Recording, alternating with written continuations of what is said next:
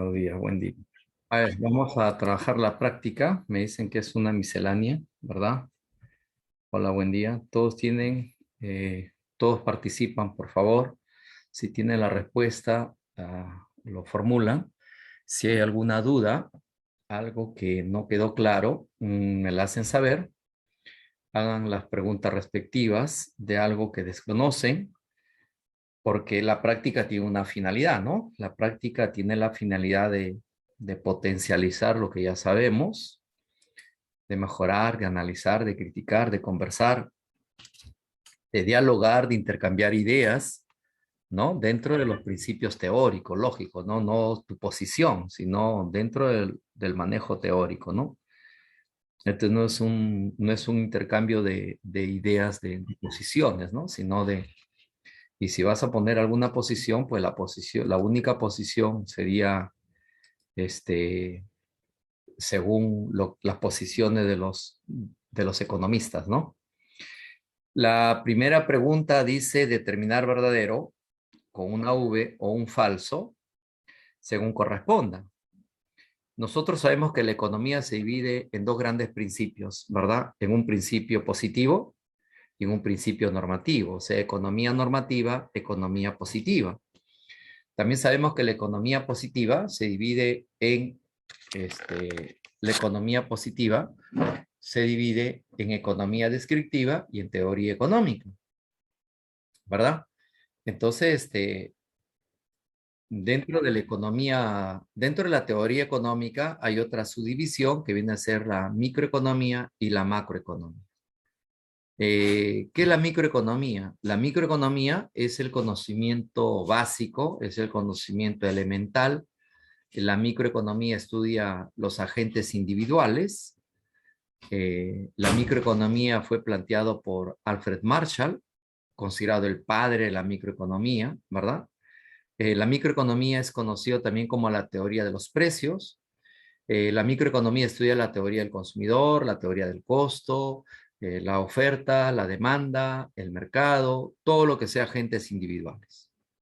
La macroeconomía es el conocimiento global, general de la economía, estudia los agregados económicos. La macroeconomía estudia pues el nivel de desempleo en una economía, el PBI, el Producto Nacional Neto, el Producto Nacional Bruto, la recesión, la inflación, la estanflación, etcétera, etcétera, ¿no? La crisis y los ciclos económicos, ¿verdad? Que son aspectos macroeconómicos. Entonces, bajo ese principio, vamos a poner ahí la alternativa 1 dice, la microeconomía estudia la formación de los precios en el mercado. Eso es correcto hasta ahí. El objetivo es conocer la conducta y la relación de los consumidores, las empresas y las organizaciones. Eso es verdadero, ¿no? Eso es verdadero. Muy bien, Pauca. Eso es verdadero. Por lo tanto, si es verdadero, puede ser la B, puede ser la C o puede ser la D, cualquiera de ellas, pero no la A. Me voy a la 2. La macroeconomía analiza un hecho económico en forma global. Una característica es intentar prevenir la crisis económica. Muy bien, Paucar, eso también es verdadero. Por lo tanto, puede ser la respuesta solo la C o solo la D. Ya no puede ser la B. Me voy a la 3. La microeconomía surgió con la escuela keynesiana. Ahí ya me doy cuenta que eso es falso. Porque la macroeconomía, no, perdón, la microeconomía no surgió con la escuela keynesiana. La que surgió con la escuela keynesiana se llama macroeconomía. Con la microeconomía surge con la escuela neoclásica de mi pata Alfred Marshall. Por lo tanto, ahí ya tengo respuesta. Y lo marco inmediatamente. ¿Por qué? Porque yo estoy seguro que es así. ¿Para qué analizar la 4 y la 5? Pero si hubiera alguna duda, que siempre por ahí es normal que pueda surgir en el examen, me voy al punto 4, dice, la macroeconomía trata de temas como el empleo, el desempleo, el crecimiento económico, la inflación y los ciclos económicos, verdadero. La microeconomía trata de temas como la teoría de la empresa, la teoría del consumidor, la de la oferta, la demanda, verdadero. La respuesta, la D. La D. ¿Sí? Respuesta es la D. ¿Ya? Todavía cabía la posibilidad de que podía ser la C o la D, ¿no? Pero la respuesta es la D. Una medida económica que puede aplicar el gobierno peruano para incrementar el salario real de los trabajadores, manteniendo fijo el salario nominal, sería.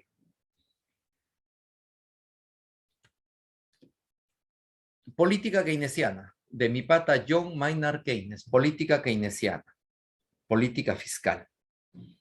Si yo veo que mi país está en una recesión, si yo veo que mi país está en una recesión, estoy hablando como Keynes, he dicho política keynesiana, si yo veo que mi país está en recesión, entonces lo que yo podría hacer es fomentar el empleo en mi país. ¿Y cómo fomentaría yo el empleo en mi país? A través de obras, construcción de obras. Si yo hago obras, genero empleo. Estoy hablando como Keynes, genero empleo. Y si genero empleo, hay salario. Si hay salario, la gente va a consumir, ¿no es cierto? Ahora, ¿cuándo la gente consumiría más? ¿Cuándo la gente podría comprar más? La gente podría comprar más cuando yo disminuyo el precio. La gente podría comprar más cuando yo a los impuestos lo voy a hacer una disminución.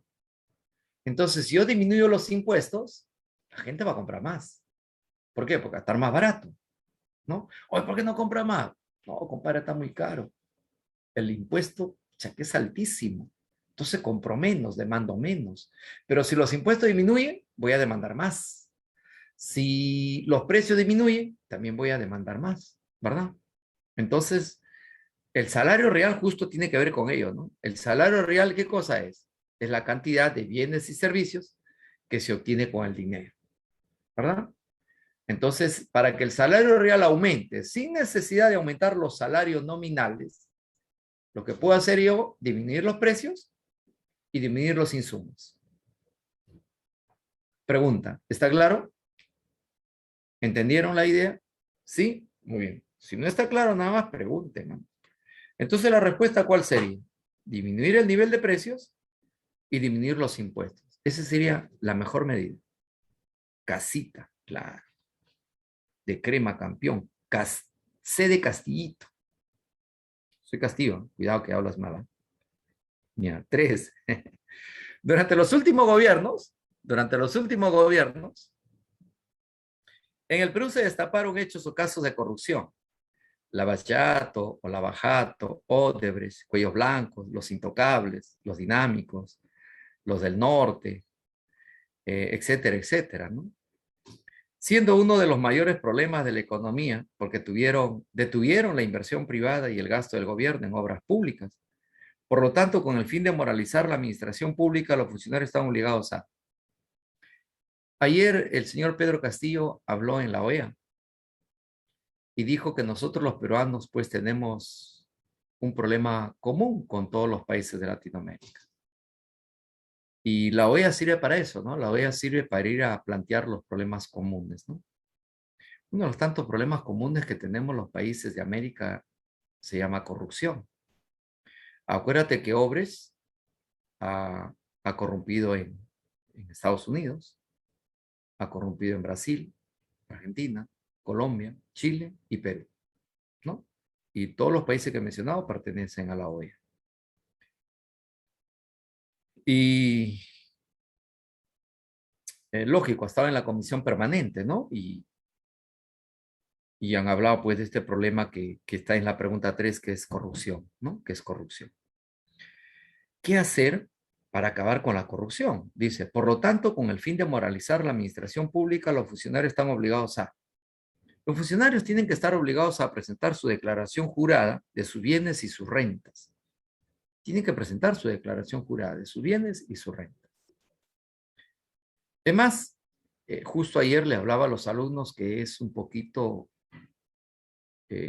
triste, vergonzoso y doloroso ver que en el Perú, congresistas que viven en Lima cobran el gasto de instalación. El gasto de instalación, por si acaso, es un sueldo del Congreso, ¿no? Y si ya estás en Lima, ¿para qué vas a cobrar gastos de instalación? Si justo vives en Lima, ¿no? El gasto de instalación es para aquellos que vienen de provincias a instalarse acá. Eso es gasto de instalación. Pero tú que ya estás instalado en Lima, tú no tienes por qué recibir un pago por gasto de instalación. Ahí tiene que ver lo que le decía hace un momento al salón que acabo de salir, que Yo escucho que en este país hermoso toda la gente dice, todos los políticos son corruptos, todos son delincuentes, todos roban, todos entran a robar. Hay que votar por el que hace obras, así robe. Prefiero ratero conocido que ratero por conocer. Prefiero a esta mujer que roba, pero no va a cambiar nada. En cambio, el otro, no sé, es una caja de Pandora. Entonces yo pregunto a esas personas que tienen ese pensamiento, ¿y qué estás haciendo tú para cambiar lo que tú estás diciendo? ¿No? O sea, ¿qué estás haciendo para hacer que no todos roben, no todos sean corruptos y no todos hagan obras y roben? ¿No? Porque eso es lo que se debe hacer. Entonces hay que comenzar a inculcar a nuestros hijos, a nuestros hermanos menores, hay que comenzar a inculcarnos nosotros en valores, en lealtad, ¿no? En honestidad, en disciplina, en respeto, en tolerancia, ¿no? Que son los valores importantes que se deben dar en una sociedad, ¿no? En una sociedad. Yo te quiero poner un ejemplo y quiero que me respondan todos con sinceridad. Cuando la selección peruana de fútbol, con la Padula, con Guerrero, con todos ellos, se va a jugar a Argentina, ¿a quién está representando? Al Perú. Muy bien, representa al Perú. Yo sé que eso me iban a decir, ¿no? Buena, Thaís, ¿no? Siempre responde rápidamente, el resto está en silencio. Parece que no saben si representa al Perú. Juan Carlos, si estuviéramos cerca, yo voy y te doy un abrazo, hermano, porque yo también creo eso. Pero bueno, todos los peruanos dicen, no, representa al Perú, ¿no? Representa al Perú. Bueno, para empezar, a mí no me representa, ¿no? Pero representa al Perú. Y todos nos abrazamos, ¿o no? Todos nos abrazamos, todos disfrutamos los triunfos, todos asumimos la derrota, todos el empate y todo lo demás, ¿no es cierto? ¿Por qué? Porque está saliendo el equipo de fútbol peruano a representar a la selección peruana de fútbol, ¿no es cierto? Representa a todos y todos ahí saltamos, porque te quiero tanto, he venido a alentar, vamos, vamos, vamos, Perú, ¿no? Etcétera, etcétera. No todos gritamos, todos nos abrazamos, blancos, negros, cholos, selváticos, no selváticos, etcétera, todos, ¿no es cierto? Extranjeros, no extranjeros, todos gritamos, ¿verdad? Y cuando el presidente de la República, Pedro Castillo, está hablando en la OEA, ¿a quién representa? Al Perú.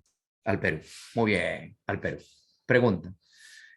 ¿Has escuchado tú algún hincha peruano que vaya a Argentina, que vaya a Brasil, a Venezuela, donde está jugando la selección peruana, y que le grite borrachos, que le grite mujeriegos, vagos, sinvergüenzas? ¿Has escuchado tú algún grupo de hinchas peruanos que van a esos estadios donde va a jugar la selección peruana de visitante? ¿Has escuchado? ¿Has visto? No, ¿verdad? No, porque nos está representando en ese momento. Ayer escuchaba la entrevista del señor Harold Forsyth. ¿Lo conocen a Harold Forsyth? ¿A Harold Forsyth lo conocen? ¿Saben quién es? ¿No saben quién es? Papá de No, George. sí Muy está. bien, muy bien. George Forsyth, papá de George. Bueno, sí lo conoces. George Forsyth es un diplomático, es peruano. Él ahorita es representante del Perú en la OEA. Él pertenece en estos momentos a la comisión permanente. Y él habló ayer de Pedro Castillo.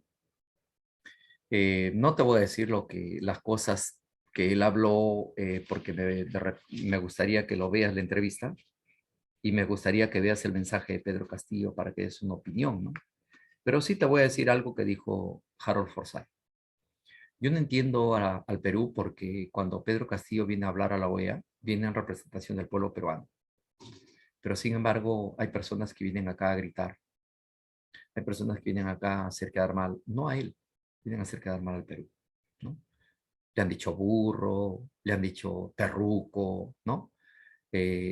Pregunta ¿eso le dices a tu selección cuando va a jugar a Brasil, Argentina? ¿Eso le dices sabiendo que va a ser, sabiendo que va a perder? ¿Ah? ¿Eso le dices? Eso no lo dices. Cuando vienen acá ya le dices en su cara, ¿no? Acá, pero allá no. Allá tu corazoncito late, ¿no? Porque está jugando por nosotros. Cuando Pedro Castillo está en la OEA, hoy día está en el Banco Mundial y hoy día está en la ONU, representa a todos nosotros, chicos. Que tú seas fujimorista, que tú seas de Acción Popular, del PPC, aprista, eso no te da derecho a que tú vayas pagando tu pasaje hasta Estados Unidos a gritar, ¿no? En contra de eso, porque eso habla mal del pueblo peruano. Eso habla mal del pueblo peruano. ¿No has escuchado tú a los apristas? Los apristas tienen cosas muy bonitas. Los trapos sucios se lavan en la casa. Los trapos sucios se lavan en la casa, ¿no? Los problemas de tu familia no los ventilas en tu barrio, se ventila dentro de la casa, ¿no? A la familia se defiende fuera del barrio, ¿verdad? Sea lo que sea, ¿sí? Entonces, y ayer habló pues de cosas de eso, ¿no? Escuchen a Harold Forsyth, que es una persona diplomática, representante peruano en la Comisión Permanente de la ONU, de la Organización de Estados Americanos. Y después escuchan la entrevista que le hicieron al secretario general de la ONU, de la OEA, qué opina del discurso del señor Pedro Castillo. Y ven el discurso del señor Pedro Castillo para ver qué es lo que hablaba, ¿no es cierto? Entonces, hay cositas que en este país tienen que ir cambiando poco a poco, ¿no? Tienen que ir cambiando poco a poco. Para empezar, todos los políticos creo que deben tener su declaración jurada de sus bienes y sus rentas, ¿no? Para empezar por ahí. Para tratar de debatir la suspicacia, pues, de que hay corrupción, ¿no? De que hay corrupción, ¿no es cierto? En el punto 4 dice de las proposiciones planteadas, ¿cuáles son verdaderas? V o cuáles son falsas. F. Si en la economía peruana aumentan los salarios, ¿se generaría un aumento en la demanda? Claro, se generaría un aumento en la demanda. Lo ha dicho el señor Maraví, ministro de Trabajo, lo ha dicho el señor Pedro Franklin, lo ha dicho el ministro de Justicia Aníbal Torres. Nos gustaría aumentar los salarios en el Perú porque es muy bajo, pero con la tal situación que estamos viviendo, es un poquito complicado aumentar los salarios, ¿no? Es un poquito complicado aumentar los salarios. Por ahí, según puede haber una evaluación de ver, puede ser, pero decir así abiertamente que se puede hacer es un poquito peligroso. Por eso que el ministro de Trabajo ha presentado un proyecto para ver qué posibilidad hay de aumentar los salarios en el Perú, ¿no es cierto? Porque estamos con 930 ya hace mucho tiempito, ¿no? Pero si fuera el caso teórico que aumentaran los salarios, bueno, el aumento de salarios, ojo, la proposición no te habla de que hay crisis, de que hay inflación, simplemente dice, si en la economía peruana aumentan los salarios, ¿se generaría un aumento de la demanda? Sí, porque a tener más dinero, va a aumentar la demanda. Eso es verdadero, eso es verdadero. Entonces puede ser la respuesta la A, la B o la D, no hay más. La 2, ¿el pool es un monopolio? Sí. ¿Que introduce mercancías a un país extranjero a precios bajos? No, no. El pool no introduce productos al extranjero a un precio bajo. El pool es un monopolio que se encarga de fijar precios. El pool o pool es un monopolio que se encarga de fijar precios.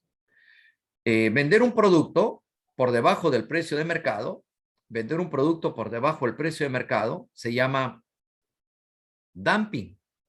¿Qué es el dumping? El dumping es vender un producto por debajo del precio de mercado o por debajo del costo de producción, ¿no? Ese es un dumping. Profesor, ¿el dumping qué busca? El dumping busca controlar el mercado. El dumping busca destruir la industria nacional, ¿no es cierto? Punto 3. ¿Se genera exceso de oferta cuando el precio de equilibrio aumenta? Acá está el equilibrio. Acá está el equilibrio. Oferta y demanda, ¿no?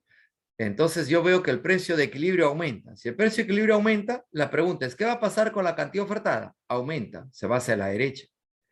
¿Qué va a pasar con la cantidad demandada? Disminuye, se va a la izquierda porque el precio aumentó. Entonces, si disminuye la cantidad demandada yéndose a la izquierda y aumenta la cantidad ofertada yéndose a la derecha, la cantidad ofertada es mayor que la cantidad demandada. Por lo tanto, habría mayor oferta, menor demanda. Entonces, hay un exceso de oferta. Entonces, eso es correcto. La 3 es correcta. Es verdadero. ¿Ya? Es verdadero. En el punto 4 dice, una característica de la competencia monopólica es la diferenciación del producto. Y es verdad. Una característica de la competencia monopólica es diferenciar el producto. ¿no? Pueden haber muchos productos, pero cada producto tiene una característica diferente. Cada producto tiene una característica diferente, ¿no? Por ejemplo, muchas chicas seguro son tío Nacho aclarante, ¿no? O muchas chicas son ahora champú Dove sin sal, ¿no? Y así sucesivamente, porque cada producto tiene una característica diferente. Cada producto tiene una característica que lo hace diferente. Entonces eso ahí se llama competencia monopólica, la diferenciación del producto, ¿ya? La diferenciación del producto. Son características de una economía informal. La economía informal es cuando se realizan actividades y no se declaran ante el Estado, ¿no? No se declara ante el Estado. Eso es informalidad, ¿no? Eso es la informalidad. La informalidad es cuando las actividades que se realizan no se declaran ante el Estado. Ese es el principal idea de una informalidad. Toda aquella actividad que no está declarado al Estado es parte de la informalidad. Entonces vamos a ver las proposiciones, ¿ya? O las características. Uno, incumplimiento de normas tributarias. Lógico, hay incumplimiento de normas tributarias, ¿no?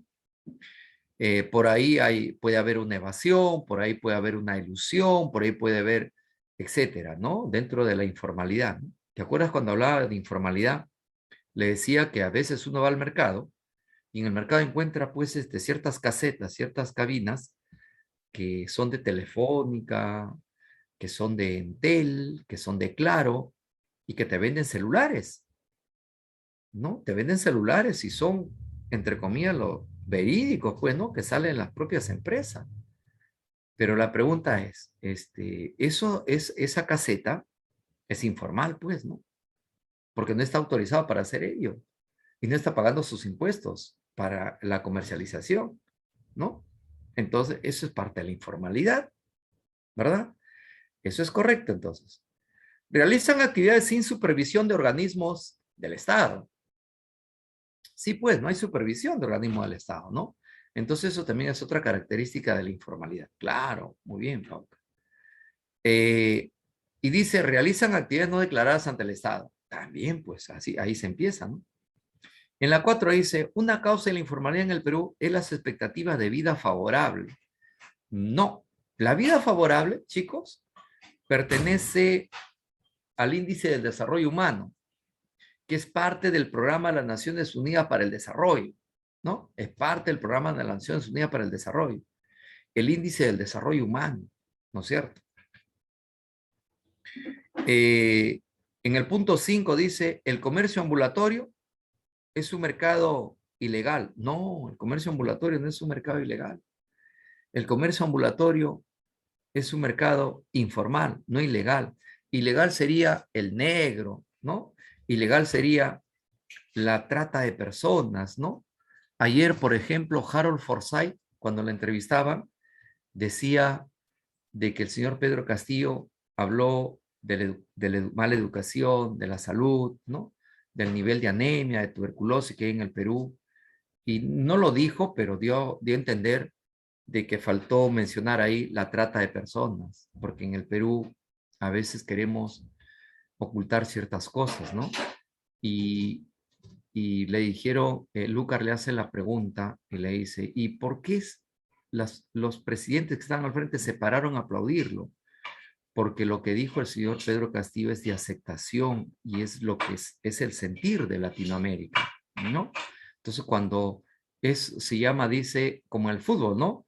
En el fútbol, cuando todos se paran a aplaudir al equipo que te ganó, que es el equipo contrario, ¿no? Como hicieron, por ejemplo, los hinchas del Barcelona cuando el Real Madrid, cuando jugaba Ronaldo ahí en el Real Madrid, le dio un baile de Padre Señor mío, todos se pararon a aplaudirlo, los del Barcelona al Real Madrid, ¿no? Se pararon a aplaudirlo. Y eso es reconocer que te ganaron bien, ¿no?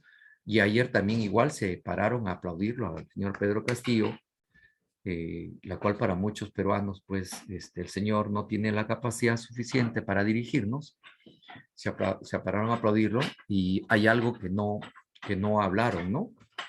La trata de personas. El señor Forsyth dijo una gran verdad, ¿no? Que muchos de los peruanos desconocen, Los peruanos creen que Estados Unidos es el paraíso, ¿no? Creen que Estados Unidos es el Edén. Y en Estados Unidos hay trata de personas. Y en Estados Unidos también hay pobreza. Y en Estados Unidos también hay gente tuberculosa. Y en Estados Unidos también hay gente marginada, ¿no? Lo dijo George Forsyth, diplomático, representante en Washington del Perú en las Naciones Unidas, ¿no es cierto? Y racismo también, claro, la discriminación y el racismo, ¿no? Entonces son problemas que no solo están en el Perú, están en Latinoamérica, ¿no? Están en Latinoamérica. Y si la OEA sirve para eso, pues hay que llegar, porque la OEA lo que busca es el equilibrio político democrático. Entonces, ¿cómo lograr un equilibrio político democrático cuando en un país hay corrupción, desnutrición, hay trata de personas? ¿Se podrá lograr la democracia así? No. Esos son los temas que se deben discutir en la OEA, ¿no? Entonces, qué bien que se haya tocado ese tema, ¿no? Y bueno, faltaba hablar de repente, yo hubiera sido un poquito más atrevido, ir al lado más económico, que no es un tema que ve la OEA, pero sí es un tema de integración, ¿no es cierto? Ver el alto porcentaje de informalidad, ¿no? Que no solo es un problema del Perú también, sino es un problema de Latinoamérica, ¿no? El alto porcentaje de informalidad, ¿no es cierto? Bueno, el Ministerio de Economía y Finanzas, el MEF, es la entidad estatal en el Perú que se dedica principalmente a ver la política económica fiscal, pues.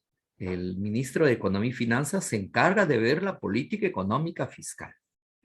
¿Quién se encarga de ver la política monetaria? La política monetaria se encarga de ver el Banco Central de Reserva, que hasta el momento es el señor Julio Velarde, ¿no?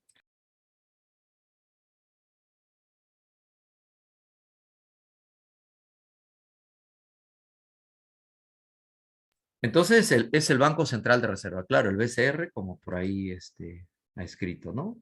Saraí. Muy bien. ¿Quién se encarga de recaudar los ingresos fiscales? Cuando dice ingresos fiscales, se está hablando del gobierno central. Y se habla del gobierno central, entonces estamos hablando pues de la Superintendencia Nacional de Administración Aduanera y Tributaria, la SUNAT. Ella se encarga. Resolver el problema económico. Bueno, el problema económico, su nombre lo dice, ¿no? Problema económico, o sea, el problema de la economía. El problema de la economía no lo resuelve pues el Ministerio de Economía y Finanzas, ¿no? Porque el problema económico tiene dos posiciones. Tiene una posición neoclásica y tiene una posición socialista. La posición neoclásica dice que el problema económico es la escasez. Y según los socialistas, el problema económico son las relaciones sociales de producción, ¿no? Entonces ahí están los dos problemas económicos, la escasez y las relaciones sociales de producción, ¿no? Vamos a regular la economía, eso. 7. Con relación a algunos bienes, las compras tienden a disminuir cuando aumenta el ingreso de los compradores, ¿no? O de los demandantes o de los consumidores. Tales bienes son conocidos como.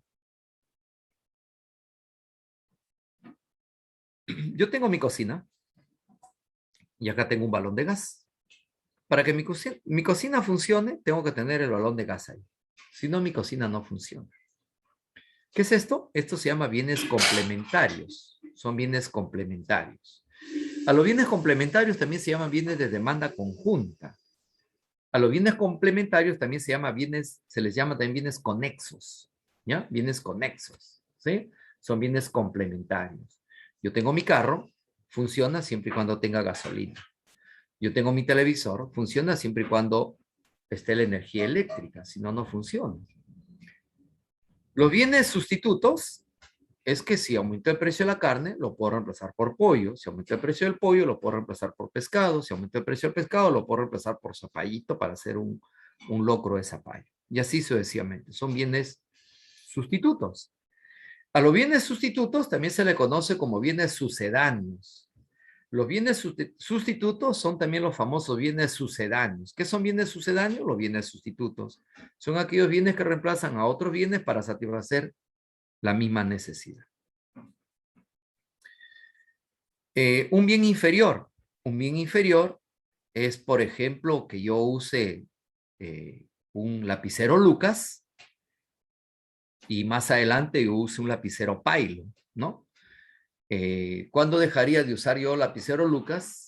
Yo dejaría de comprar, yo dejaría de demandar, yo dejaría de utilizar lapicero Lucas cuando aumenta mis ingresos, porque al aumentar mis ingresos voy a utilizar mínimo lapicero Pailo. Yo dejaría de viajar en una combi, yo dejaría de viajar en una Custer, yo dejaría de viajar en un bus, cuando mis ingresos aumentan porque ahora tengo dinero para viajar en taxi, ¿no es cierto?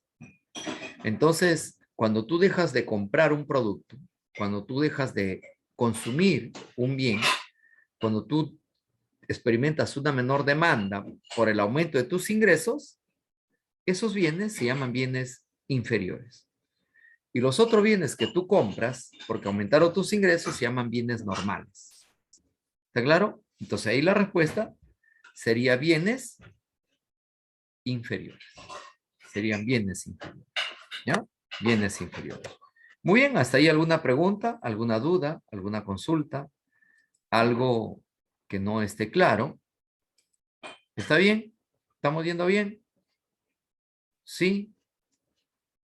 Ya, vamos a seguir. Vamos a seguir. Ya, muy bien.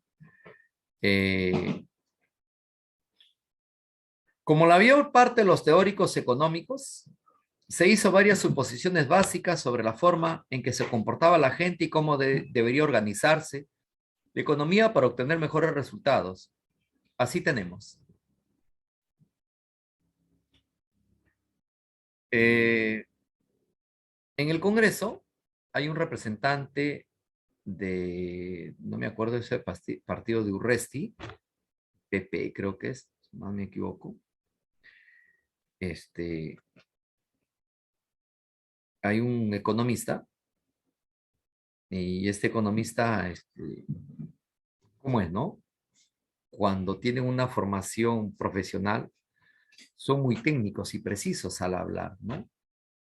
Y no son pues muy verborreico, que digamos, hablando, ni son tan, se lucen con la palabra, ¿no? Son más precisos, más directos, ¿no? Él decía que en el año tal, en el siglo tal, hubo un señor que creó una obra. La obra se llama La riqueza de las naciones. Ese señor se llama Adam Smith. No sé si han escuchado a este congresista. Claro, muy bien, muy bien. Y decía que él hablaba de que el mercado es el que mejor se autorregula en la economía, ¿no? Pasaron los años, pasaron los tiempos y llegamos a Corea del Sur, ¿no? O sea, yo estoy yendo rápidamente al análisis de la pregunta, ¿no? Llegamos a Corea del Sur, la pregunta es, ¿por qué Corea del Sur se desarrolló como se desarrolló, ¿no? Entonces él dice algo muy simple que yo siempre digo. Mientras en el Perú estamos discutiendo sobre conflictos políticos, sobre intereses personales, sobre intereses partidarios, en otros países como en Corea del Sur están buscando unir intereses para el bienestar de su pueblo, para el bienestar de su país. Mientras nosotros sigamos enfrentados políticamente, haciendo prevalecer nuestros intereses, nunca vamos a avanzar. Nunca vamos a avanzar. ¿No es cierto? Le duela a quien le duela, el presidente es el señor Pedro Castillo, y busquemos puntos en común para salir hacia adelante. Gracias, países entonces. Oye, hermano, nadie le dio importancia, creo, a lo que dijo el señor Anderson, ¿no? Nadie le dio importancia. Yo le escuché y dije, bacán. Si llegara más personas así, creo que habría mejor entendimiento, ¿no?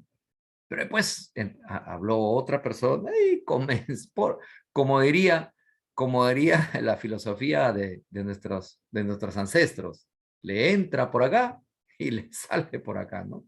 Mi abuela, que en paz descanse, decía que ponerle un corcho acá para que no le salga, ¿no? Que no le salga. Porque dice, se salió mis lentes. Porque, porque ¿sabes qué es lo que pasa?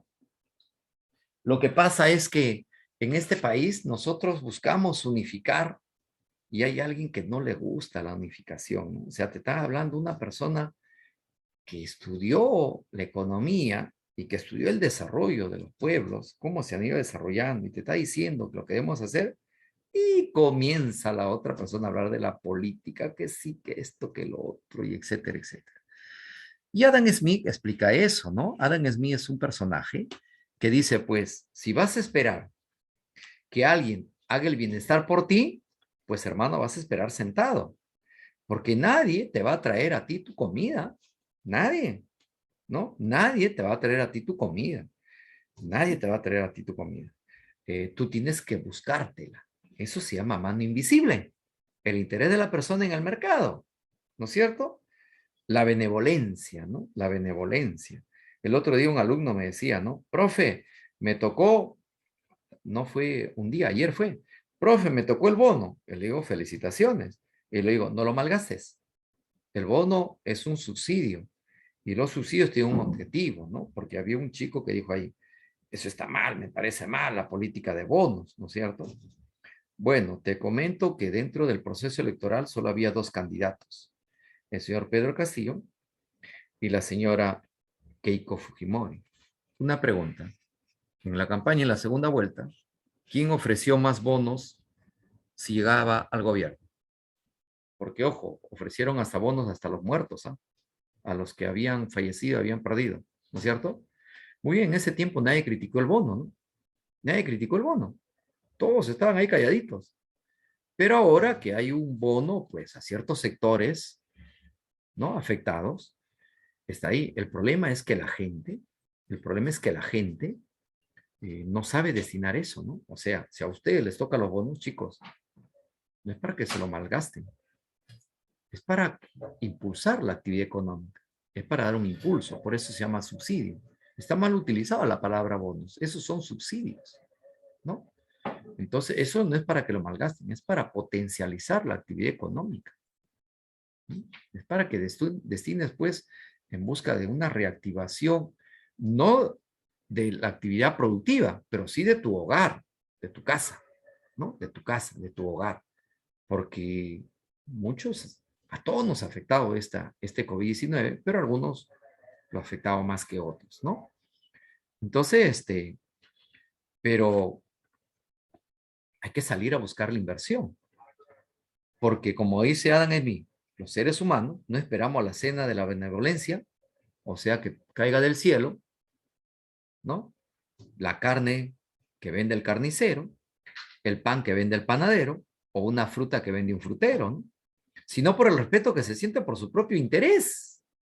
O sea, tu mano invisible, el interés que tiene cada uno de salir a buscar su riqueza, de salir a buscar los bienes y servicios que te van a permitir satisfacer una necesidad. Eso dice Adam Smith, ¿no? Así como los hombres de negocio invierten para obtener beneficios, los trabajadores realizan actividades para recibir un sueldo o un salario, todos con una finalidad: consumo, consumo, consumo. Ese consumo es el único fin que tiene toda producción. La producción va destinada al consumo. De acuerdo al texto, estas ideas se relacionan con Adam Smith, mano invisible. Don Adam Smith, la riqueza de las naciones, ¿no? La riqueza de las naciones. La que por ahí habló un compañero, Pérez creo que es, Pérez, ¿no? Carlos Anderson. Él sí le escuchó acá dice, a mí me tocó y lo voy a ahorrar. Una buena inversión, ¿no? Destinarla a tu educación sería una buena inversión, ¿no es cierto? Sería una buena inversión, destinarla a la educación, ¿no? O en el rublo que tú creas conveniente, ¿no? Pero eso te data pues de los años 1700, ¿no? Hasta ahora no aprendemos las lecciones económicas de Adam Smith, de Alfred Marshall, hasta del mismo Carlos Marx, ¿no? El mismo Carlos Marx. Y hablando de Carlos Marx, son las relaciones sociales que surgen entre los hombres, independiente de su voluntad. Hasta ahí ya hay la crítica a Adam Smith, cuando dice independiente a su voluntad, independiente a sus propios intereses. En el proceso de producción, dice, ¿no?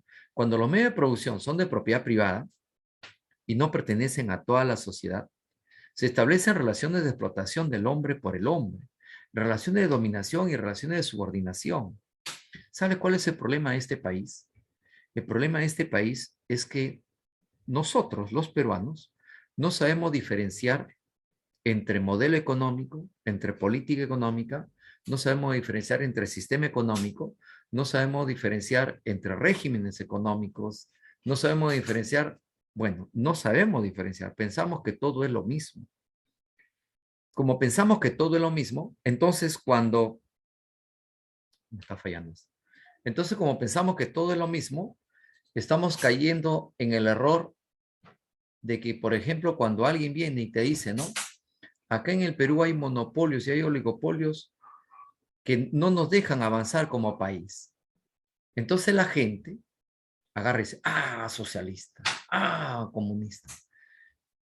Y desgraciadamente se agarran solo de cosas que dice, por ejemplo, Carlos Marx. Carlos Marx habla de eso, ¿no? De dominación, de explotación y de subordinación. Esa es una posición que tiene el socialismo, ¿no es cierto? Pero yo les pregunto, chicos, en el Perú, ¿hay monopolios o no hay monopolios en el Perú? Sí hay Sí hay. monopolios.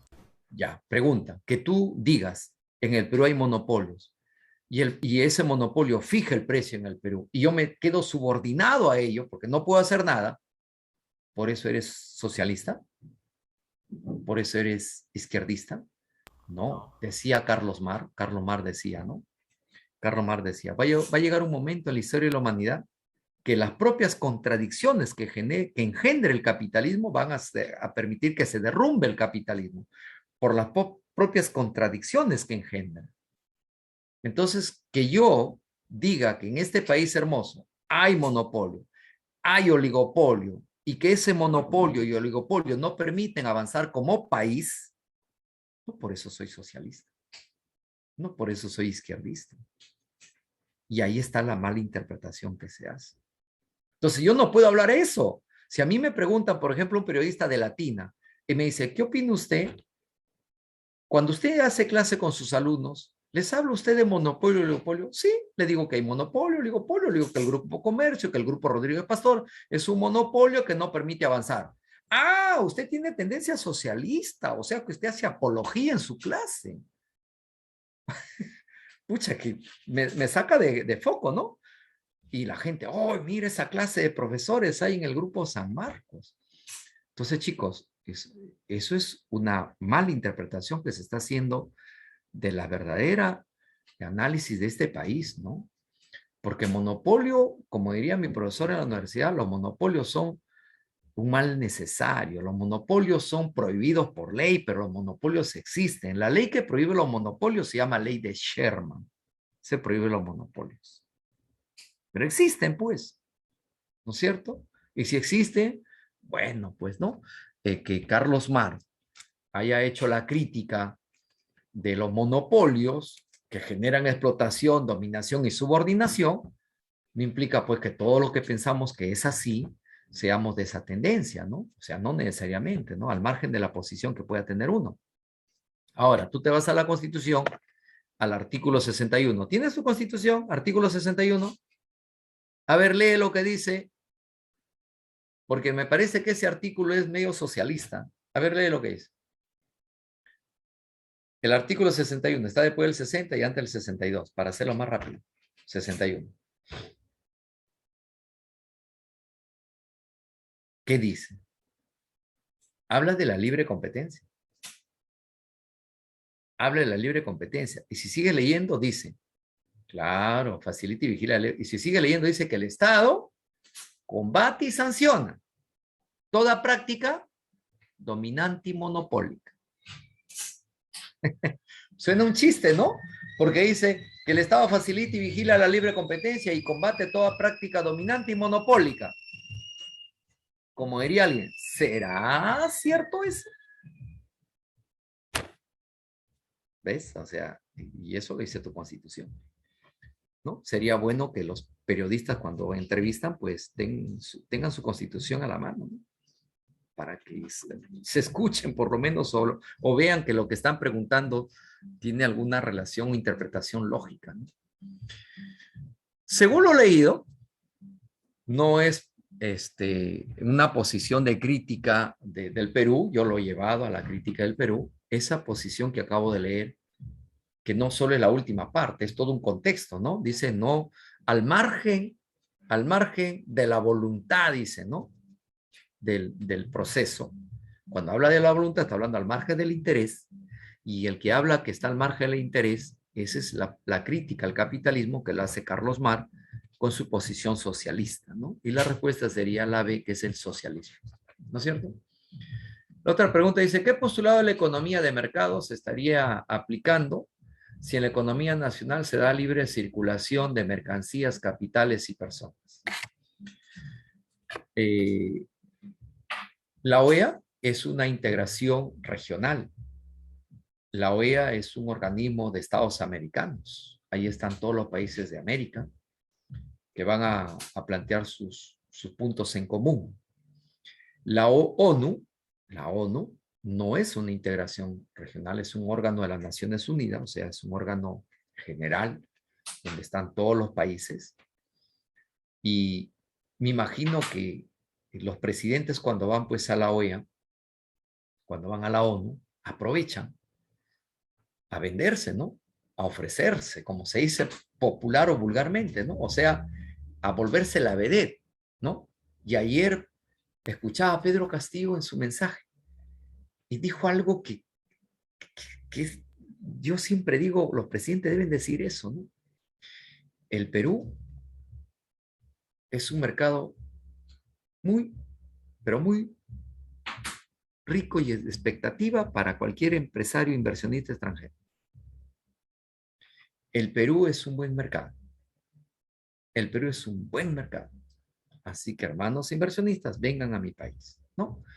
Entonces, no solo somos ricos en recursos naturales, también somos ricos en cultura y somos ricos en fuerza de trabajo, ¿no es cierto? O sea, acá hay gente que quiere chambear.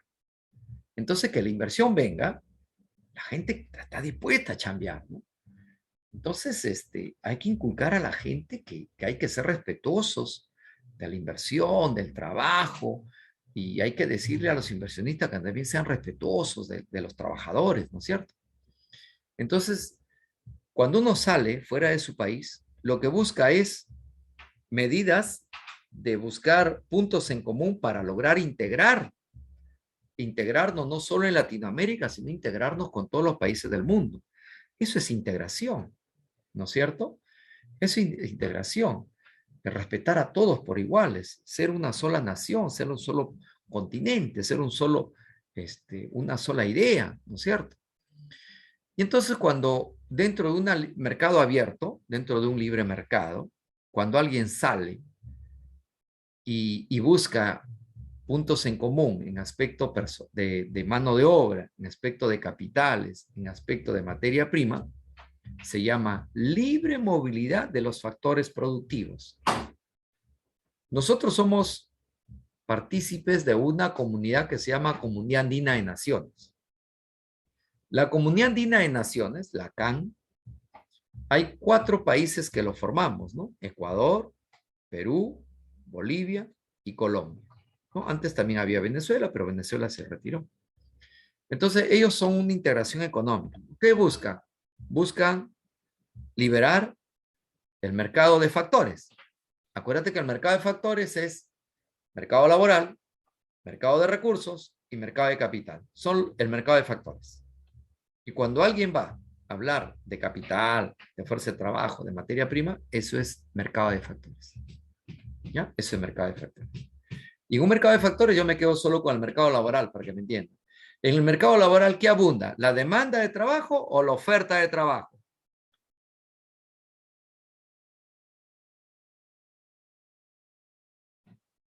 Chicos, La oferta de trabajo. abunda la oferta laboral. La oferta abunda. Claro, abunda la oferta de trabajo. Muy bien, Pérez. Abunda la oferta de trabajo, abunda la oferta laboral. Entonces, ¿qué faltaría? Demanda laboral. O sea, faltarían empresas. O sea, faltaría inversión. ¿No es cierto? Porque ellos hacen la demanda laboral. ¿Te das cuenta? Entonces yo digo lo siguiente, cuando alguien escucha un mensaje, un discurso, tiene que saber qué es el sentido de lo que está expresando, ¿no? Y la gente, este, tengo mi alumna que estudia en el grupo San Marcos, ya es profesional, es una chica que yo enseñé, eh, y te diré, ¿por qué se ríe, profesor? Porque yo le enseñé a su mamá también, le enseñé a su mamá, después le enseñé a ella, y no es porque sea viejo, sino que me da gusto, no porque piense igual que yo, no, no, sino que su pensamiento tiene bastante sustento teórico. Cómo avanzaba la chica, ¿verdad? Que tiene una posición muy sólida. La verdad que el día que lo encuentre lo voy a felicitar porque cada vez que hace un comentario lo hace con un sustento teórico, pero bien fuerte. Qué bien. Y me da gusto porque estoy en el Grupo San Marcos. Estoy en el Grupo San Marcos y encontrarme así, wow, es bonito, es bonito. Eh, Ella, por ejemplo, pone, ¿no? Dice, la ultraderecha comenta, Pedro Castillo y su esposa fueron mal vestidas, ¿no? Claro, pues como son pobres, ¿no? Nunca aprenderán. Pregunta, ¿y si hubieran ido bien vestidos? Mira, estos cholos ya aprendieron a vestirse, claro, como está en gobierno. No entendemos si va mal vestido o va bien vestido. Entonces, yo sé que ustedes son fanáticos del YouTube, de todo ello, ¿no? Ustedes lo conocen a este cantante, que lo voy a mencionar, se llama, ¿cómo se llama el cantante que Hilder estaba cantando, que le sale? Leonardo Fabio. Leonardo Fabio, cuando se presentó en Viña del Mar, ¿saben quién es Leonardo Fabio, no? Ustedes pongan nomás en YouTube, Leonardo Fabio, Viña del Mar. Leonardo Fabio, Viña del Mar. Y la otra semana me dice cómo está vestido. La otra semana me dice cómo está vestido. Leonardo Fabio. ¿Ya? Leonardo Fabio. Te estoy hablando de Leonardo Fabio. El que daba conciertos en Estados Unidos, ¿no? Y me dice cómo estaba vestido, ¿no? Don Leonardo Fabio. Ya te voy diciendo, estaba con una camisa blanca y un pantalón jean. Frisper también, psicólogo, ¿no? Frisper también, de la Gestalt. Ay, chicos, la ultra, una soga en la cintura. Sí, sí, de acuerdo, sí, esa foto, ¿no? Pregúntale eso a su profesor de psicología, de la Gestalt, ¿no? Pero no sé de qué es hablar, si hablar de ideas o hablar de vestimenta, ¿no? Escucha que el otro día, mañana me pongo mi terno, hermano. Uy, mañana no digo. Ya, mañana me pongo mi terno, mi corbata, si no me van a decir que estoy mal vestido. Profe, qué guachafo, su camisa sale, tiene cuello, y acá también tiene cuello. Qué guachafo ese profe, no sabe vestirse. Sí, pues, ¿no? Estoy en mi casa, pero tengo frío. Entonces, hay libre movilidad de los factores y vamos a la política fiscal. Vamos a la política fiscal, ¿ya? La política fiscal. La política fiscal tiene como medida. La política fiscal tiene como medida. ¿Qué tiene como medida la política fiscal? La utilización de los tipos impositivos de la regulación. Los tipos impositivos de la regulación lo maneja, pues, el Ministerio de Economía y Finanzas, pero lo va a ejecutar la Superintendencia Nacional de Administración Tributaria, ¿no? La SUNAT, ¿verdad? Me voy a saltear la respuesta. Dice orientar el aumento o disminución de las exportaciones e importaciones. Si habla de exportaciones e importaciones, está hablando de la política de la oferta, dentro de ello la política de libertad económica, de liberalismo económico. La D dice la utilización de los controles del dinero. Los controles del dinero lo maneja la política monetaria y la política monetaria lo maneja el Banco Central de Reserva. La política fiscal tiene como medida la utilización de los impuestos y del gasto público para alterar los resultados macroeconómicos. Por ejemplo, el señor Aníbal Torres, ministro de Justicia, ha planteado un proyecto y él dice, se va a dar, solo estoy esperando el visto bueno de Pedro Franklin, ¿no? ¿Y quién es Pedro Franklin? El ministro de Economía. ¿Y qué dice el proyecto? El proyecto dice, ¿tú has visto que esas personas que roban un celular, que siempre caen, esas personas que asaltan con arma, etcétera, etcétera, y que siempre caen, que a la semana o después de 24 o 48 horas salen libres y siguen robando? ¿Has visto? Estamos cansados de eso, ¿verdad? ¿Has visto que van, le pegan a su esposa y bueno, dicen, a ver, hoy no son graves? Bueno, tinchó acá, pero no es gravedad, no es grave. Entonces, como no es grave, la dejan libre, ¿no? Entonces ya estamos cansados de eso, ¿no? Entonces, ¿qué dice el señor Aníbal Torres? Que en un mismo espacio va a estar la policía, el médico legista, el Ministerio Público y un juez en un mismo espacio. Entonces llega un caso como el que te estoy diciendo, maltrato a la mujer, lo pegó, le dejó hinchado su ojo, listo. Va al policía, hace la denuncia, va al médico legista, el médico legista comprueba, pasa al Ministerio Público, el Ministerio Público procede, va al Poder Judicial, detenido o no detenido, en menos de 24 horas. Pregunta, ¿no te gustaría que esa justicia se dé en el Perú como existe en cualquier parte del mundo? Sí, pero necesitamos algo. ¿Qué necesitamos? Presupuesto. Y en el Perú ahorita hay presupuesto o no hay presupuesto. Vaya. Pero la gente fregada, ya pues, queremos el cambio, queremos... Oye, el presidente no tiene ni 2 meses, hermano. Dejen chambear. Pero ahí está la idea. Ahí está la idea. ¿No? Ahí está la idea. ¿Te acuerdas tú que Montesinos hablaba por celular? Parecía pata que estaba de visita, ¿no? En la naval.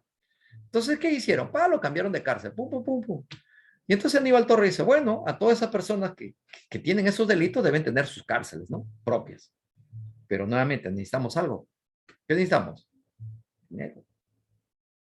Dinero. Entonces, no puede haber privilegios, pues, ¿no? No puede haber privilegios, ¿no? Por ejemplo, mire este privilegio, ¿no? Ojo, ojalá que no me malinterpretes y hagas un buen análisis, ¿ya? Por favor. Quítate tu tinte político. Te voy a poner un ejemplo. Cuando el señor Alberto Fujimori se enferma, ¿a dónde lo llevan? Clínica. ¿A una clínica o a un hospital? Una clínica. ¿Por qué? Debe ir a un hospital, ¿sí?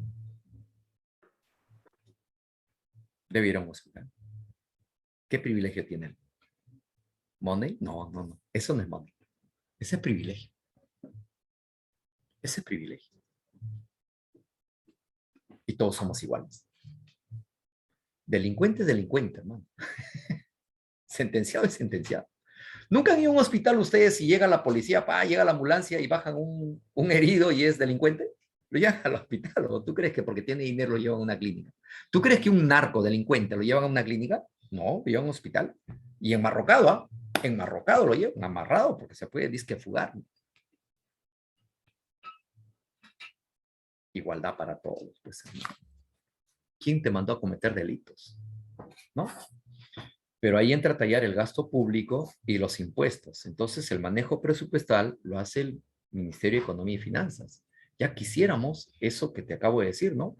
Que en un solo espacio, porque eso es inversión, en un solo espacio exista esto. Cosa que los delincuentes que caen inmediatamente, en menos de 24 horas, porque imagínate, ese caso de esa chica que la violaron, sus propios amigos dicen, fueron 5, creo, ¿no? Que lo violaron. La semana pasada, o hace 2 semanas, creo, iban a salir libres ya. ¿Por qué? Porque el Ministerio Público determinó que quedan detenidos hasta que se inicie su proceso judicial. Pero como no iniciaba, no sé, no he seguido el caso, pero sí llegué hasta cuando le iban a dejar libre porque ya la detención había terminado y el proceso judicial no iniciaba. Entonces, Aníbal Torres dice, ¿por qué demora tanto ese caso?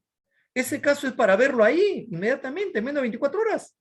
Médico legista, Ministerio Público, denuncia, ¡pum! Juez, al toque, adentro los 5. Se acabó el problema. Bacán, ¿no? Ojalá, hermano. Ojalá que haya presupuesto y se haga ese espacio. De verdad. Ahí yo aplaudo y parado, así como le han aplaudido ayer a Pedro Castillo parado en la olla. Así voy a aplaudir yo. Porque ya es hora, porque estamos cansados que todos los días. ¿No has visto tu frecuencia latina? Yo no veo, pero ya sea, todos los días Antes que empiece su noticia, asaltaron en Los Olivos, asaltaron en San Martín, asaltaron en Vía María del Triunfo, asaltaron en San Juan del Lurigancho, robo por acá, asesinato por acá. Todos los días vemos eso. Y nunca vemos que esas personas que han cometido los delitos estén en la cárcel cumpliendo una condena. No hay. Esa es nuestra justicia en este país. Necesitamos presupuesto, manejo de impuestos y de gasto público. Eso es política fiscal. La otra dice, cárceles a su mayor, ¿qué? Existir las cárceles. Yo no veo. Hoy día tengo que arreglar. Mañana voy a arreglar mi celular. Perdón, mis lentes. Es que por el problema de trabajo no puedo salir. Se ha roto. Se me para rompiendo los lentes. No sé, será porque no sé usar. Van a rebalsar las cárceles. No, bajo esa filosofía no vamos a cambiar nunca. No va a rebalsar las cárceles. ¿Sabes por qué? Porque yo te pregunto, si tú ves que la justicia es así, ¿qué crees que van a hacer los delincuentes? O se fortalecen o se debilitan, ¿no? Así es simple. Pero vamos a lograr algo, que las instituciones que administran justicia son fuertes, son sólidas. ¿Tú has visto la figura de qué es lo que representa la justicia? La justicia representa una justicia ciega, está vendada, ¿verdad? Una justicia que es el equilibrio de la balanza, y en la mano derecha, ¿qué tiene? O en la izquierda, ¿qué tiene? ¿Qué tiene? No, la balanza y que está tapado, sí, pero en la otra mano, ¿qué tiene? ¿Han visto qué tiene? La justicia. Para Una castigar, ¿no? espada, una espada. Tiene una espada ahí para castigar, para sancionar. Entonces, cuando se generaliza estos males, es porque las instituciones democráticas son muy débiles. Las instituciones tienen que ser fuertes. Tienen que ser fuertes. Pregunta. Yo te hago una pregunta así suavecita nada más. ¿Tú crees que en Estados Unidos e Inglaterra, mira, te estoy hablando de Estados Unidos e Inglaterra, ¿tú crees que Estados Unidos e Inglaterra, un candidato denunciado, no procesado, no investigado, denunciado por delito de crimen organizado, le aceptarían participar en un proceso electoral?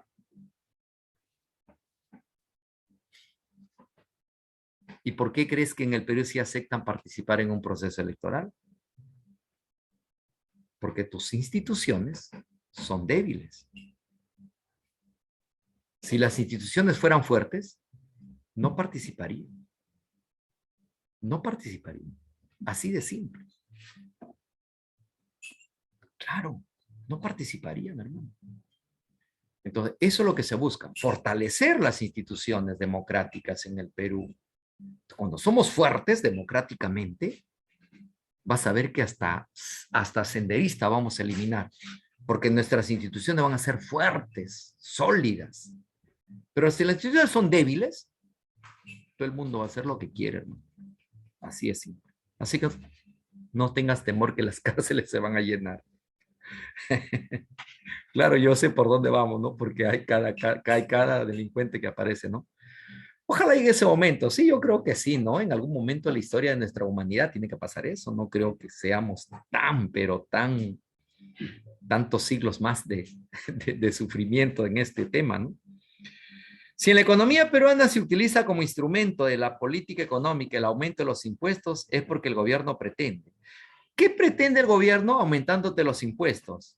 A ver, primero te hago la pregunta. No mires la respuesta, solo respóndeme de lo que tú crees. ¿Por qué crees que yo, presidente de la República, te aumentaría los impuestos a ti? ¿Para qué? ¿Para hacer más obras?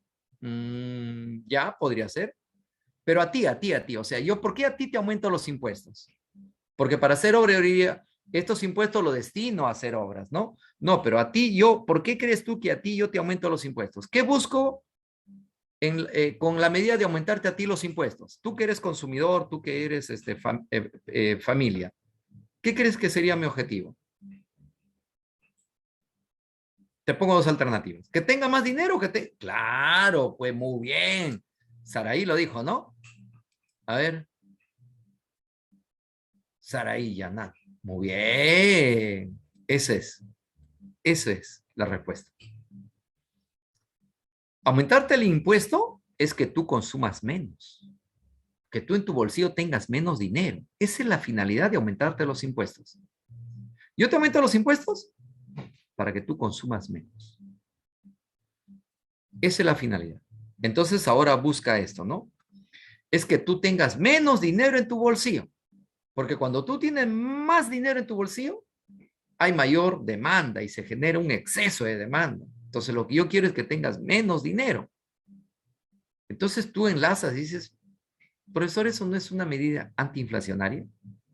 Porque que yo tenga menos dinero, yo he escuchado que la inflación se genera cuando uno tiene más dinero en el bolsillo. Si ahora tengo menos dinero en el bolsillo, es porque quiero controlar la inflación. ¿Sí o no, Saraí?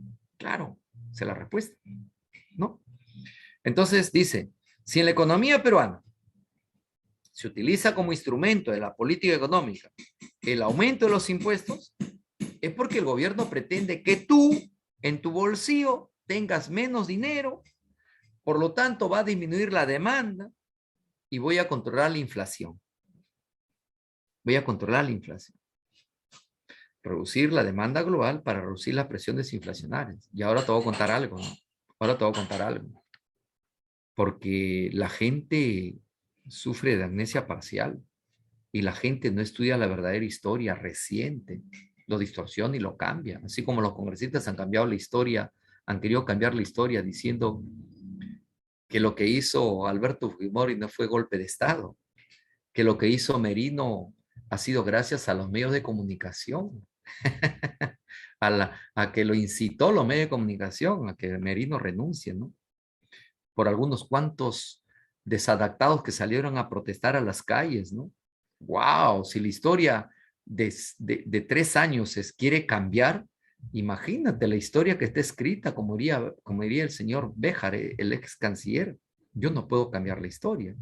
Yo te voy a comentar algo. Cuando Fujimori llegó al gobierno, encontró una gran hiperinflación y para controlar la inflación aumentó los impuestos. A todo aumentó los impuestos. Con decirte que yo, que pagaba mis recibos profesionales, mis recibos honorarios, mi RUC, registro único al contribuyente, yo también me descontaban a mí con mi RUC, ¿no? Entonces, don Alberto Fujimori se dio cuenta que cometió un error, porque ahora cuando alguien en el gobierno comete un error, todos los medios de comunicación salen, ¡ah!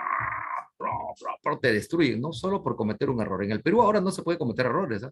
Así que ni vayas a cometer el error de no ingresar, ¿eh? Porque te voy a llevar a la TINA y la TINA te va a condenar, vas a ver. Porque en el Perú no se puede cometer errores porque somos seres perfectos. Don Alberto Fujimori cobró impuestos a todo el mundo. Pregúntale a tu padre si tiene más de 50 años. Después que se dio cuenta de ese error, don Alberto Fujimori devolvió los tributos, los impuestos a las personas que no debió haberlo descontado. Y dentro de ellos estuve yo, porque yo no superaba un tope. Y ahí es donde se ponen topes para los descuentos. Y había unas colas enormes, hermano, para que te devuelvan el dinero la SUNAT. Esa es la historia del primer gobierno de don Alberto Fujimori. Ningún medio de comunicación condenó la acción de ese gran error que cometió y abuso que cometió de cobrarnos a todos. Yo tenía mi RUC y me descontaba. Y después me dijo, querido compatriota, he cometido un error, te voy a devolver tu dinero. Y tuve que hacer mi cola, ¿no? Y perder mi trabajo para hacer cola, que me devuelvan lo que me quitaron. ¿No es cierto? Y eso hice a la historia. En la economía peruana existe un alto porcentaje de informalidad. Eso lo sabemos todos. Muy bien. Existe un alto porcentaje de informalidad. Por lo tanto, una empresa informal contribuye a no realizar una adecuada contabilidad de las principales variables económicas, generando un mal conocimiento de la realidad. Según los socialistas, una causa de la informalidad es... Yo me acuerdo que el mejor estudioso de la realidad en este tema que está hablando, antes de decir según los socialistas, fue un señor llamado Alan García en su primer gobierno. Yo voté por Alan García en su primer gobierno. Don Alan García era un gran estudioso de la realidad. Y él, por ejemplo, antes donde dice según los socialistas, él interpretó así la realidad peruana. Él decía, ¿no? Que hay mucha informalidad y que no permiten, pues, manejar ciertas variables para lograr un verdadero conocimiento de la realidad. Y él te hablaba de las zonas andinas, ¿ah? Don Alan García. Estoy hablando de su primer gobierno.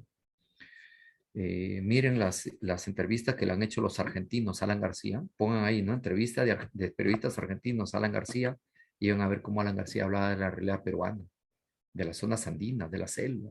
Era un gran conocedor, sabía. Yo por eso voté por él en ese momento, ¿no? Pero acá la posición dice, según los socialistas, una causa de la informalidad es. Los socialistas dicen que la informalidad se genera porque buscan generar su autoempleo como una política de subsistencia, ¿no? Entonces dice, la empresa informal es una variedad productiva de autoempleo que surge como respuesta de la necesidad de la política de subsistencia de la población.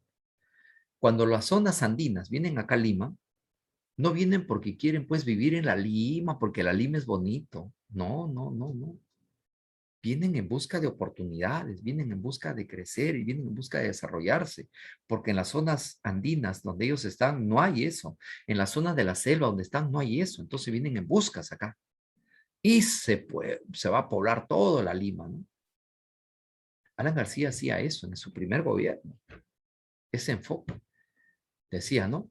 Las personas de las zonas andinas no tienen las mismas oportunidades.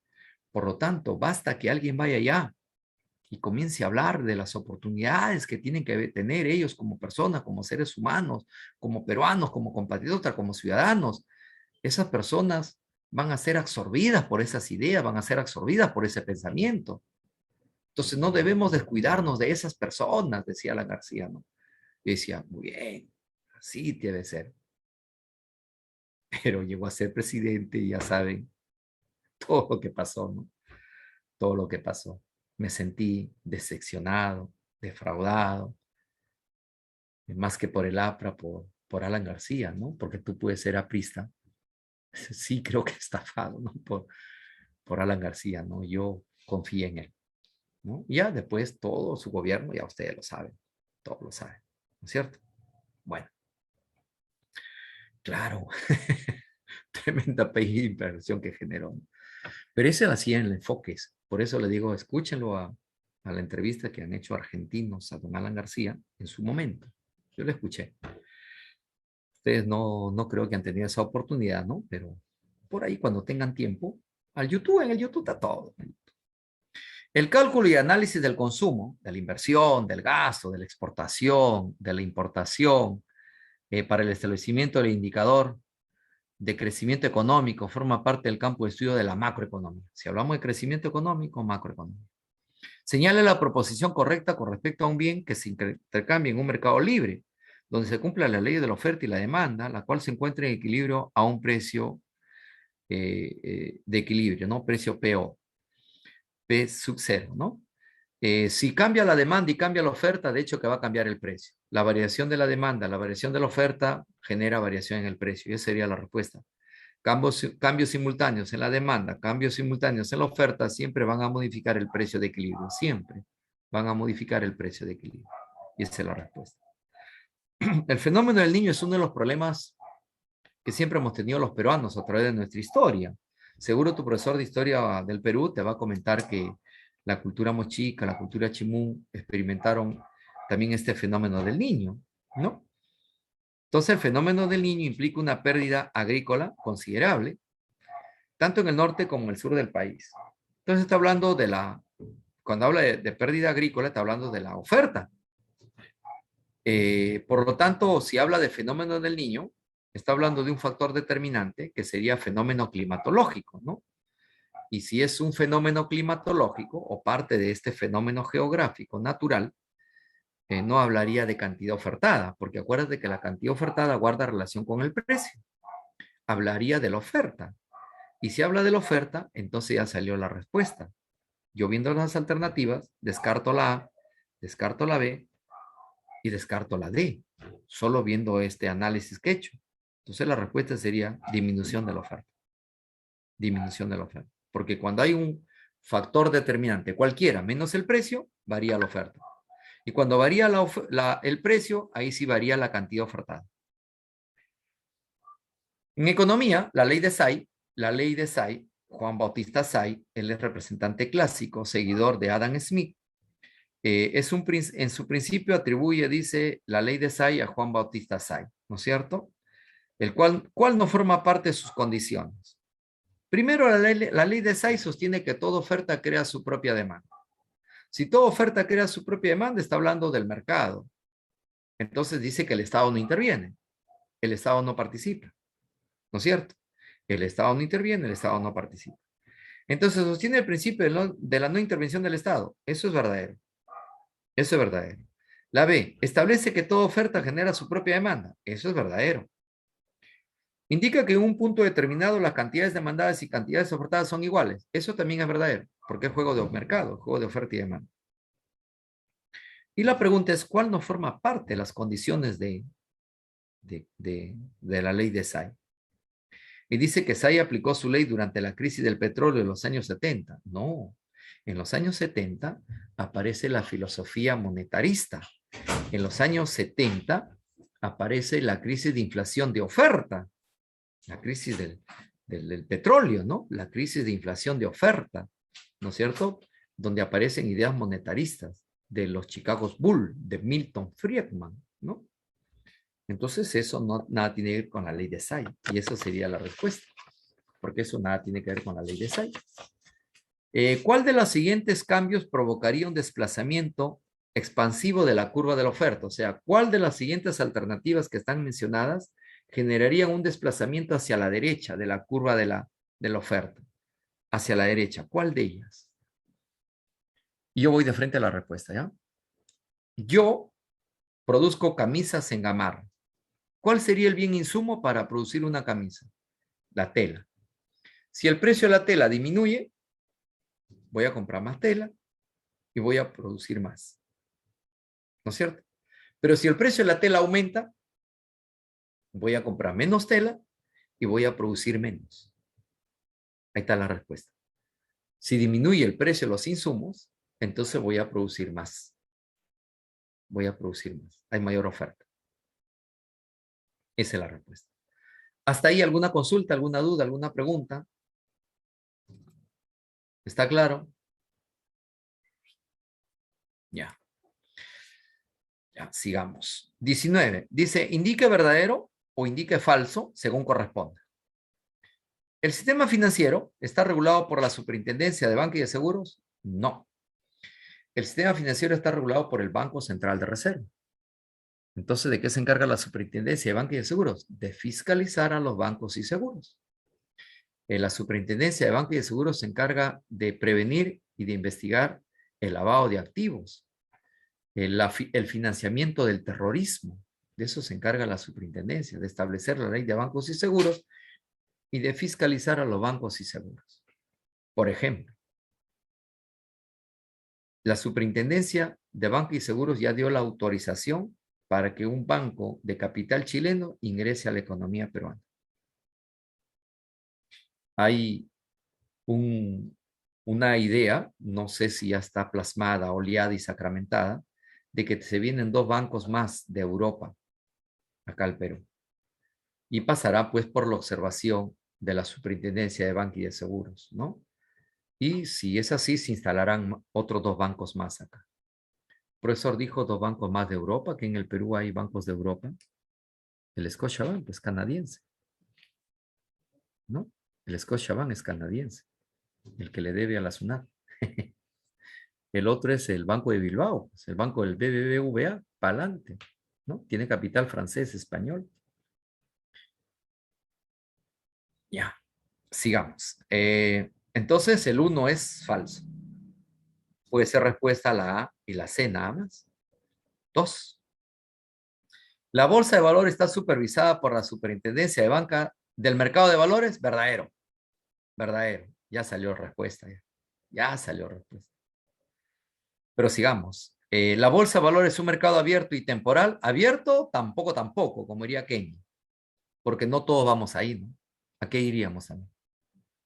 ¿Y temporal? No, no es temporal. Está ahí permanentemente. Permanentemente. Eso es falso. ¿La banca múltiple en el Perú está conformada en su mayoría por capital privado extranjero? Sí, en su mayoría está por capital privado extranjero, ¿no? Está por capital privado extranjero. Eso es verdadero. ¿El Banco Central de Reserva es el intermediario financiero del Estado peruano? No. El intermediario financiero del Estado peruano se llama Banco de la Nación. Banco de la Nación. El Banco Central de Reserva, su nombre lo dice, es Banco Central. El Banco de la Nación es el intermediario financiero del Estado. Por lo tanto, el último también es falso. La respuesta sería C. Considera que en economía lo fundamental es la existencia de dos mercados, el mercado monetario y el mercado de bienes y servicios. Cuando el mercado monetario está en equilibrio, el mercado de bienes y servicios funciona adecuadamente, normalmente, no hay problemas. Pero cuando hay un desequilibrio, al aumentar la masa monetaria, a la vez desequilibra el mercado de bienes y servicios. La influencia de esta escuela se ha visto sobre todo en las políticas económicas aplicadas en los últimos años para detener el proceso inflacionario. Según el texto, ¿cuál es la escuela económica que habla de esto? La escuela económica que habla de esto se llama la escuela monetarista. Monetarista. Profesor, ahora lo tengo más claro el panorama. Cuando aumente el precio del dólar, va a afectar al mercado de bienes y servicios, ¿verdad? Claro, porque es política monetaria. Si la política monetaria hay un desequilibrio, va a afectar allá. Pregunta, ¿quién lo debe regular, profesor? El mercado. ¿Por qué? Porque nuestro tipo de cambio es flexible. Nuestro tipo de cambio es flotante. Lo establece el mercado. Pero cuando el mercado ya no se puede autorregular, ¿quién interviene? Interviene el Banco Central de Reserva. Se llama este tipo de cambio sucio, ¿no? Tipo de cambio de fluctuación sucia, porque interviene el BCR, ¿no es cierto? ¿Qué intereses tendrán para que se haya devaluado la moneda nacional? Yo te digo un interés. Y cuando estemos en el tema me haces acordar, ahí te lo explico más detalladamente. El único interés es favorecer a los grandes exportadores, porque cuando hay una devaluación de la moneda nacional, el único favorecido es los exportadores. ¿Quién se favorece en el Perú? Los grandes exportadores se han favorecido en este país. Si yo fuera, si el pueblo peruano realmente fuera analítico y crítico, en estos momentos estaría exigiéndole al señor Julio Velarde que respondan sobre este manejo de política monetaria.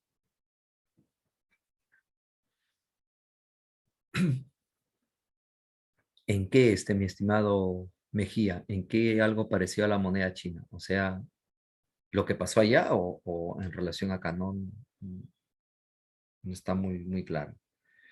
En la otra dice, la respuesta es escuela monetarista, ¿no? En la pregunta dice, en la 21, ¿qué instrumento de la política de la oferta se aplicaría si la economía peruana toma como medida no prohibir la comercialización de ciertos productos a fin de reducir los costos de producción? O sea, que sea libre, lo que hizo Fujimori en su primera etapa de gobierno, ¿no? Libre, eso se llama política liberal.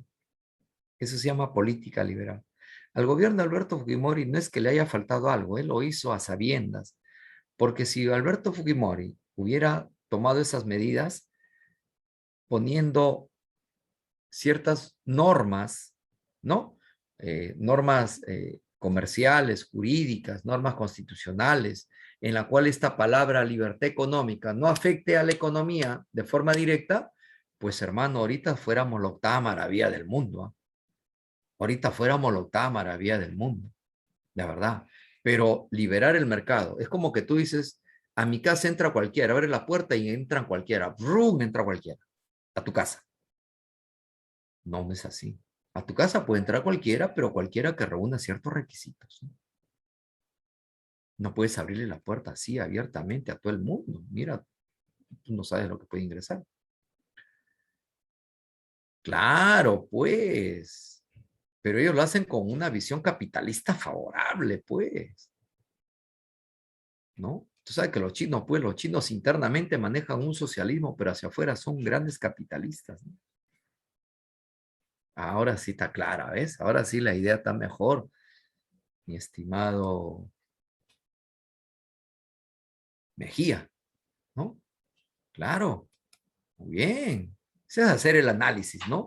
Cosa que cuando viene alguien acá, político o congresista, a hablarte, tú lo miras y dices, te está hablando tontería, está hablando ¿no? Porque no es así. O sea, el enfoque que acabas de dar, Mejía, pero es extenso lo que tú estás obteniendo como idea, ¿no? Porque tú te das cuenta, dice el profesor, está haciendo un análisis más allá de lo que nosotros no queremos ver, ¿no? Entonces alguien tiene que responder, porque si bien los chinos hacen eso, pero internamente manejan otra cosa, ¿no? ¿Así? Ah, muy bien, qué bien. Entonces, eso es una política liberal, ¿no? En la 22 dice, ¿cuál no es un instrumento de la política monetaria? ¿Cuál no es un instrumento? Muy bien, Mejía, muy bien. ¿Cuál no es un instrumento de la política monetaria? A ver, operación de mercado abierto, eso no es propio de una política monetaria, ¿no? Modificación de tasa de redescuento tampoco, porque la tasa de redescuento es una política monetarista que lo dirige el Banco Central de Reserva. El encaje bancario, basta que diga bancario, es política monetarista. Pero modificación del gasto público, eso no es propio de una política monetarista. Todo lo demás sí es propio de una política monetarista, ¿no? Ah, la 1 también, operación del mercado abierto, me estaba confundiendo. Es propio de una política monetarista, ¿no? Por ejemplo, mercado abierto, estamos hablando del sistema financiero, ¿no? Y todos tenemos acceso a él, a no ser que estemos hablando solo del mercado directo, ¿no? Donde está la bolsa de valores. Modificación del gasto público es una política fiscal, es una política keynesiana. Para los mercantilistas, la política proteccionista consistía en aumentar las exportaciones y limitar en lo posible las importaciones, y tenía como fin. ¿Qué tenía como fin? Si fomentamos la exportación, ingresa metal precioso. Si limitamos o prohibimos la importación, no sale el metal precioso. Entonces, quiere decir que lo que buscaron con esta medida fue asegurar el ingreso del metal precioso y que salga menos metal precioso.